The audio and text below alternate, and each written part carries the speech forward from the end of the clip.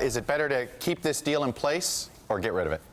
Well, I think right now you're going to see us stay in the deal, because what we hope is that we can improve the situation, and that's the goal. So I think right now we're in the deal to see how we can make it better, and that's the goal. It's not that we're getting out of the deal. We're just trying to make the situation better so that the American people feel safer. So they're not getting out of the deal. This is very hard to keep up with. Let's bring in Israel's ambassador to the United States, Ron Dermer. Mr. Ambassador, always great to talk to you. What's your take? What's Israel's take on the administration's move regarding the Iran deal? Have they gone far enough, or do the words of UN Ambassador Nikki Haley concern you that the United States is not going to completely get out of the Iran deal? No, I think the policy that the president articulated is exactly right. We're focused on the goal, which is to prevent Iran from developing nuclear weapons, not just for the next 10 years, but ever. We're focused on preventing Iran from continuing its aggression in the region. And so we believe that the president took the right course, and if he can fix it, that would be great. We would all support that. But if not, he's prepared to walk away. So I think the president has it exactly right. David Ignatius. I want to ask Ambassador Dermer a question not about Iran, but something that we sometimes lose track of, and that is the situation between Israel and the Palestinians.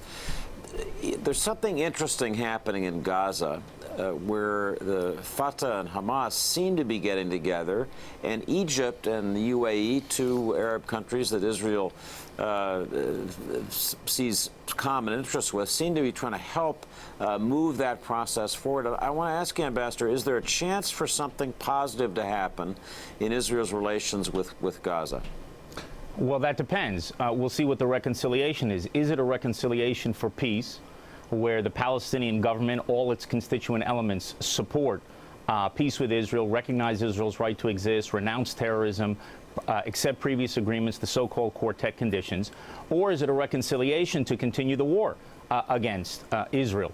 And so you'd have to see, has Hamas changed its spots at all? I have not heard anything from Hamas thus far that has suggested that it's willing to change. It's under a cash crunch, that's clear, and I think that's what drove it into this reconciliation process. But we'll have to see it play out, and we hope that the international community will take a very firm position that any Palestinian government to be a legitimate interlocutor with Israel has to accept those conditions, renounce terrorism, recognize Israel's right to exist, and accept previous agreements. If they do, we would, of course, speak to such a government.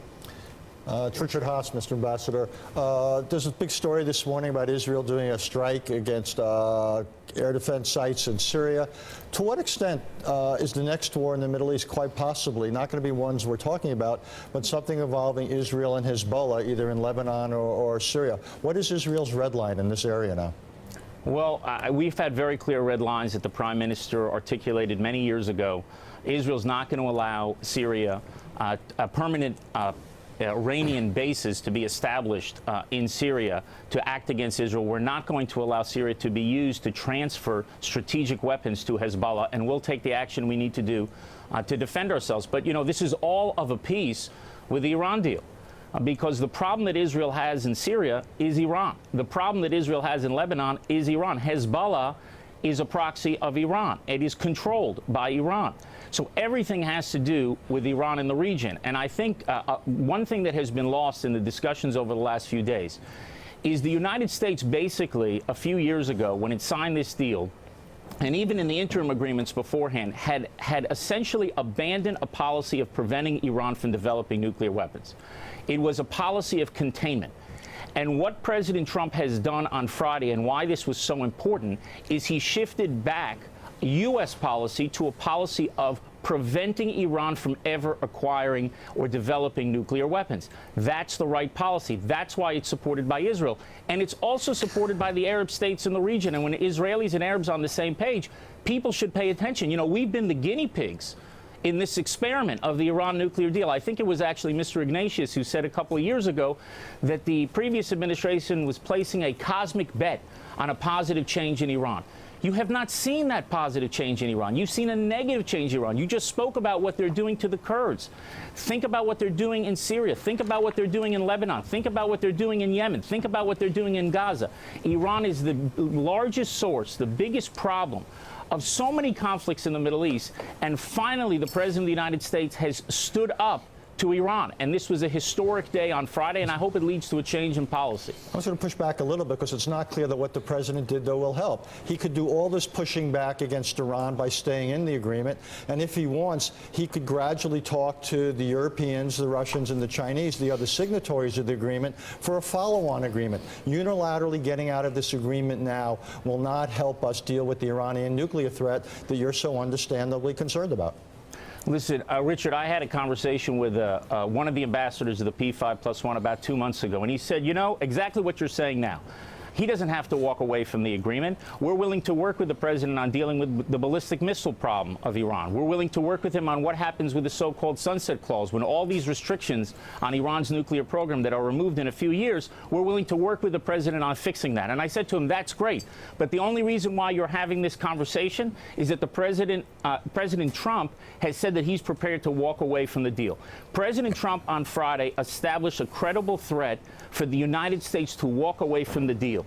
And that has given him enormous leverage, not just over Iran, but over Europeans, and I think over everyone who is interested in shifting this to a policy that can actually prevent Iran from developing nuclear weapons. A lot of the senators who supported the deal, they pointed to a lot of the problems with the deal. This is their chance to fix it, and President Trump is giving them that chance. Israel supports that effort. We hope that both in Congress and the European allies will work together to fix a very, very bad deal.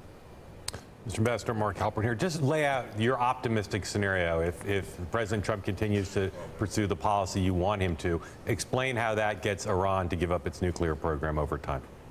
Well, Iran is not going to agree to anything. I have no doubt about that, because they were given the deal of the century, and it's a deal that enables them to have nuclear weapons. Look, this deal, understand, puts them on cruise control towards nuclear weapons, towards this cliff. And everyone who's talking about Iran complying with the deal is essentially saying the cruise control is working great, and they're not focused about the cliff. We are facing a situation where in several years, all of these restrictions will be removed, and Iran will not have to sneak in or break into the nuclear club. They will be able to walk into the nuclear club. So the scenario, as to your question, the scenario that I see is one where the president first took the first step by decertifying the deal, or not certifying it, to be more precise. Then he enumerated several problems. One was the sunset clauses, need to fix those. The second was the ballistic missile program of Iran that is only used to develop nuclear weapons. And the third is to actually have an inspection regime where you can look at every site in Iran, not just the declared sites, not just where the keys are under the light of the lamppost, but in the military sites in Iran, where Iran actually in the past and in the future would do their nuclear weaponization work and other work. Are those problems that can be solved outside of the agreement? I think they can. They can be solved through congressional legislation, and they can be solved through follow-on agreements with the Europeans. But President Trump did the most important thing, and this was the most important sentence of his speech. He said, if it's not fixed, I will terminate America's involvement in the deal. And that was the most important statement that the president made. He does not need Congress to end America's involvement in this deal. What he needs Congress is to fix the deal, and we hope they will do that. Ambassador Ron Dermer, thank you very much for being on the show this morning.